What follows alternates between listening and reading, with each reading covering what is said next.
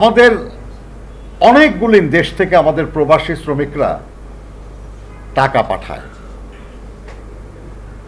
কিন্তু ভারতের রিজার্ভ ব্যাংকের রিপোর্ট অনুযায়ী শুধু বাংলাদেশ থেকে ভারতীয় কর্মজীবীরা যে পরিমাণ অর্থ রেমিট্যান্স পাঠায় ভারতে, তার পরিমাণ আমাদের বহু দেশ থেকে আমাদের প্রবাসীরা যত টাকা পাঠায় তার চেয়ে বেশি।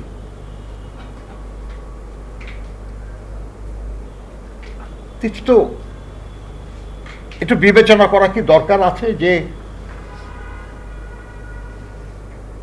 এত টাকা যে বিদেশি মুদ্রায় চলে যাচ্ছে, এটা বন্ধ করার কোনো পথ আছে কিনা? আমার 2 লক্ষ শ্রমিক বাইরে পাঠিয়ে যে টাকা আমার উপার্জন হয়, তার চেয়ে অনেক বেশি টাকা চলে যাচ্ছে আমার।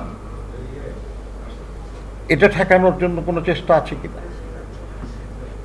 যে কাজ করে তারা এই টাকা উপার্জন করে নিয়ে যাচ্ছে, ওই কাজ আমাদের দেশের লোককে দিয়েই যদি আমরা করাতে পারি, তাহলে তো এটা হয় না।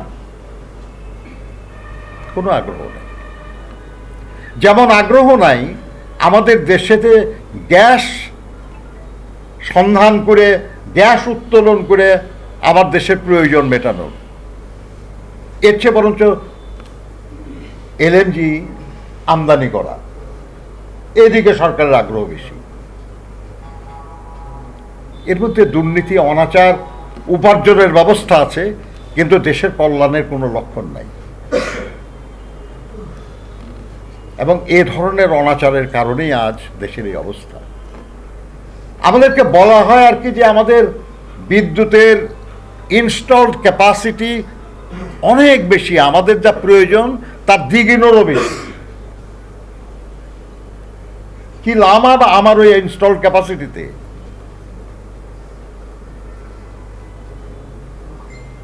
এর পুরাটা কখনোই উৎপাদন হয় না, তার অর্ধেক কখনো উৎপাদন হয় না।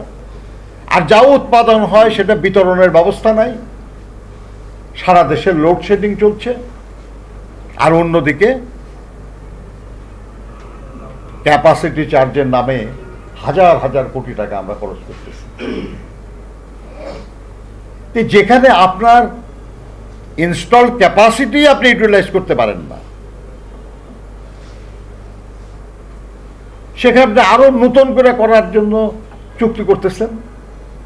আমরা শুনছি যে রূপপুর পাওয়ার প্ল্যান্টের মতো আর একটা পাওয়ার প্ল্যান্ট করার জন্য চুক্তির আলোচনা চলছে।